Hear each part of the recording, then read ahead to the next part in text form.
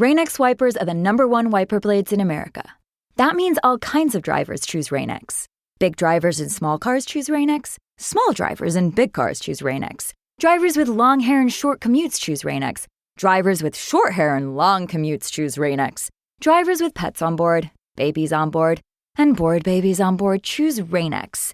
Basically, drivers who love a clear view of the road all choose Rain-X wipers, the #1 wiper blades in America. Welcome to People Tech, the podcast of the HCM Technology Report. I'm Mark Pfeffer.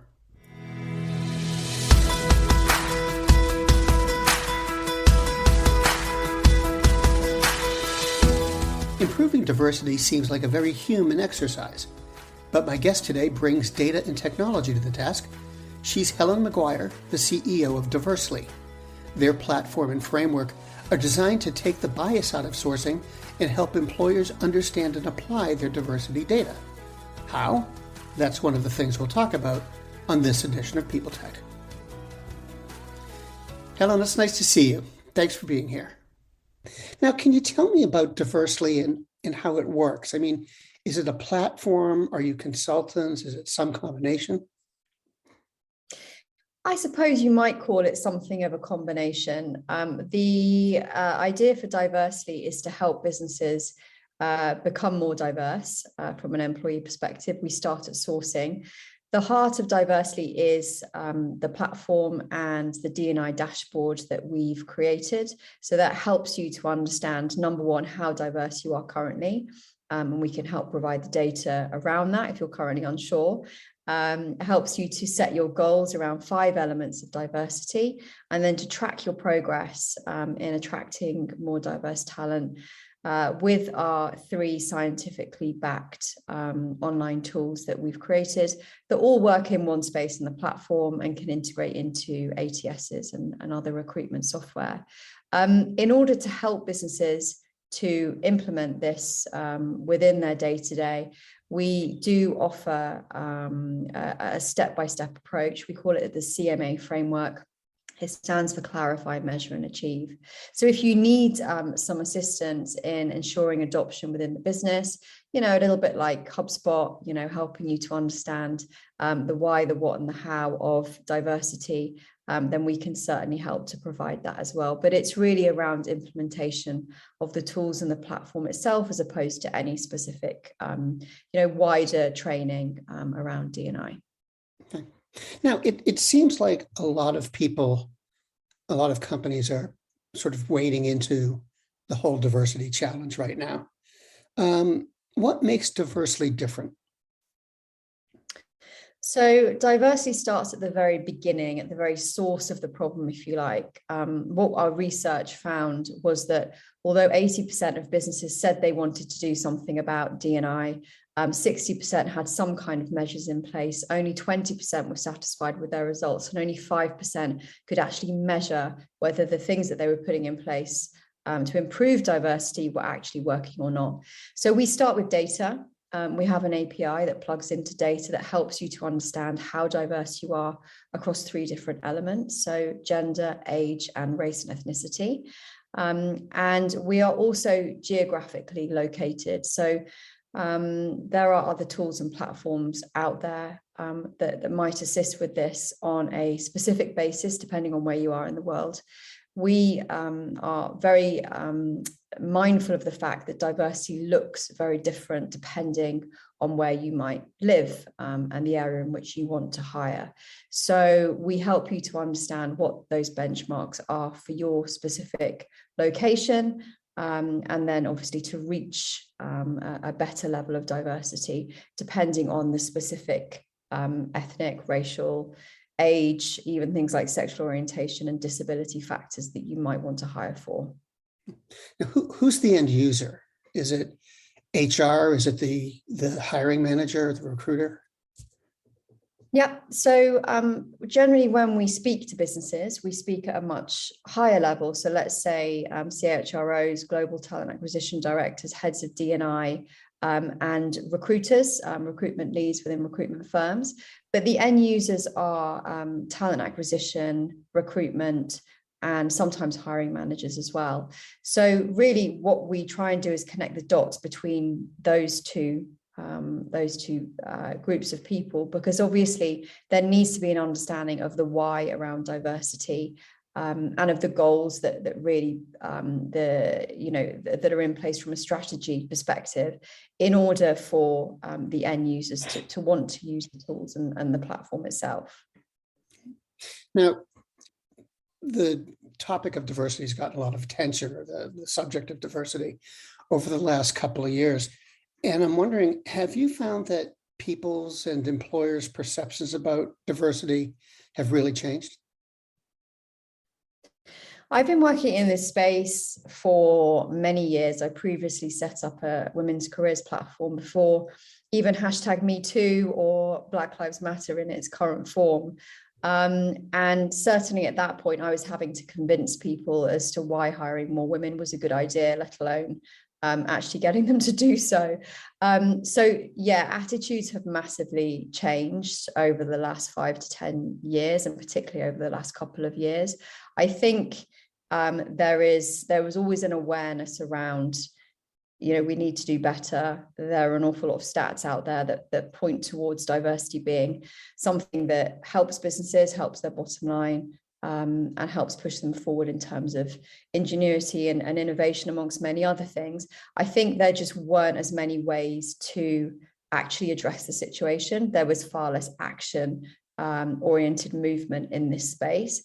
What we see now is businesses truly understanding the value of diversity to that business, and also understanding that they need to get a grip on where they are currently and to be more inclusive. You really need to widen the funnel at the very beginning of the process in order to attract diverse talent if you're going to solve the problem internally further upstream.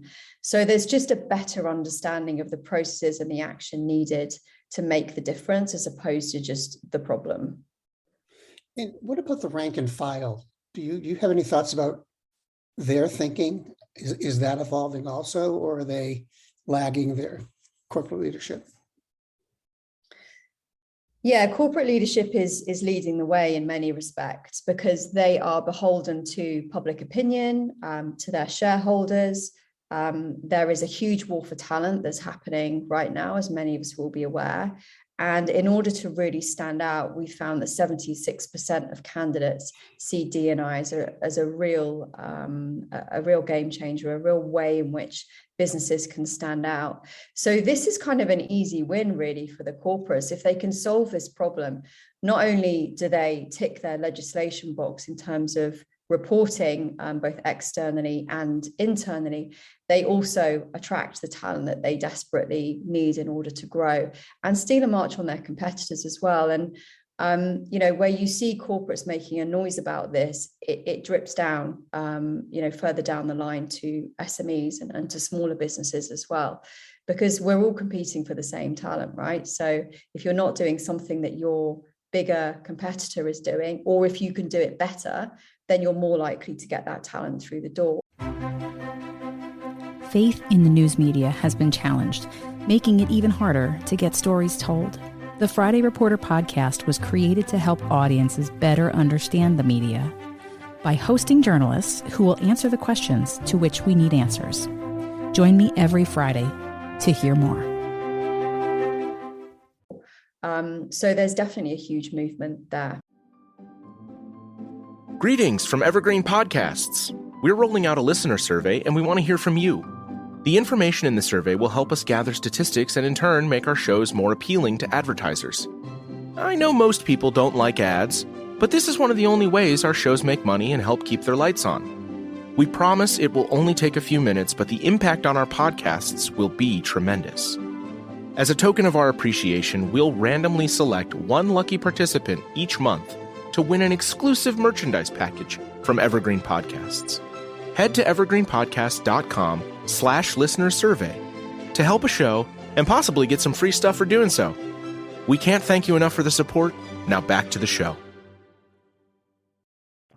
Welcome to Don't Retire, Graduate, the podcast that asks you what you want to be when you grow up so you can graduate into retirement with a purpose and a passion, whether you're 25, 85, or any age in between. Gain actionable financial and mindset tips from your favorite authors, podcasters, and influencers to help you reach that exciting next chapter. Listen now and start building your path to financial freedom and reframing what retirement can mean to you.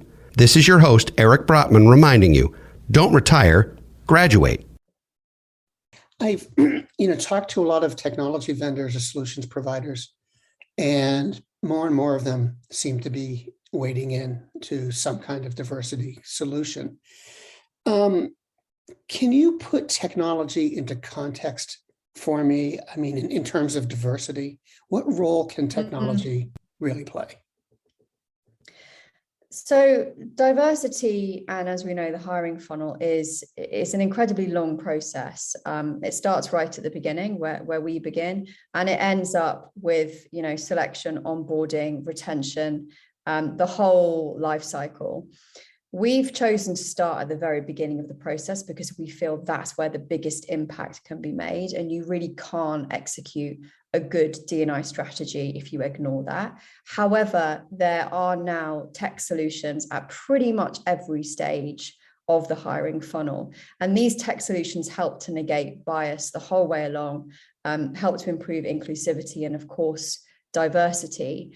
What's really helpful from a tech perspective is if those solutions are integrated within your day-to-day. You never want diversity and inclusion to feel like an added burden, something extra that you have to do. TA and recruiters are busy enough as it is.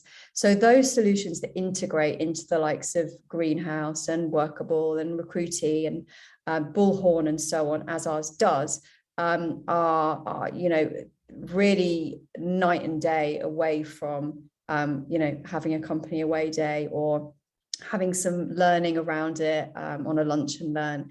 It really is something that impacts a day-to-day process and changes the way that people view things and can attract more diverse talent.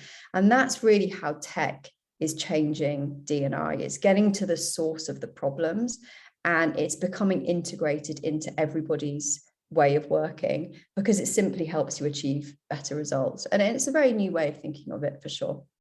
Now, do you have any advice for employers, executives or managers about how they should approach the whole question of ensuring diversity? There's a lot of information out there that's helpful. We have 2 downloadable guides if you head over to diversity.io and a bunch of resources on the platform, one of which is exactly around a D&I starter kit that helps businesses to understand how to get started across the whole hiring funnel. The other is around the HR tech. So to your question, what is tech doing in D&I and how is it helping?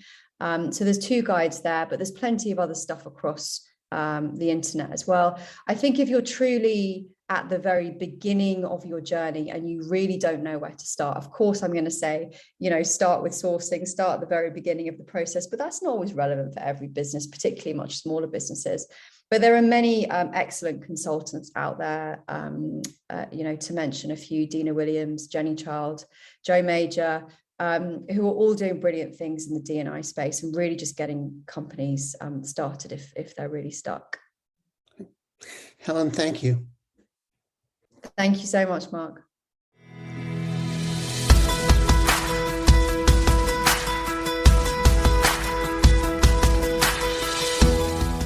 My guest today has been Helen McGuire, the CEO of Diversely, and this has been People Tech, the podcast of the HCM Technology Report. We're a publication of Recruiting Daily. We're also a part of Evergreen Podcasts. To see all of their programs, visit www.evergreenpodcasts.com. And to keep up with HR technology, visit the HCM Technology Report every day. We're the most trusted source of news in the HR tech industry. Find us at www.hcmtechnologyreport.com. I'm Mark Pfeffer.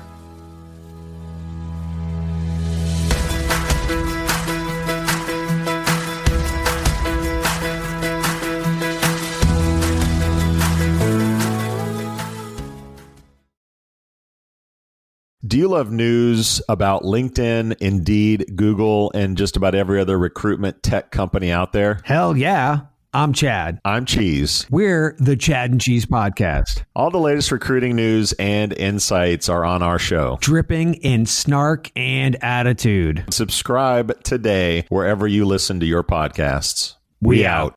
The world's best-known investor and Wall Street expert Warren Buffett once said, "Wall Street is the only place that people ride to in a Rolls-Royce to get advice from those who take the subway." Mr. Buffett's quote is remarkably accurate, but how many people would rather receive advice from him than someone simply guessing? Welcome to Buy, Hold, Sell, your single source for Wall Street knowledge and profitable guidance. Please join me, Todd Schoenberger, and fellow trader Tobin Smith, as well as host Veronica Dudo, for a podcast known to move the needle for investors. Tobin and I are seasoned Wall Street executives with deep investment experience, and we are prepared to share our advice to those who choose to listen. Download Buy, Hold, Sell today on the Evergreen Podcast Network or your favorite podcast channel.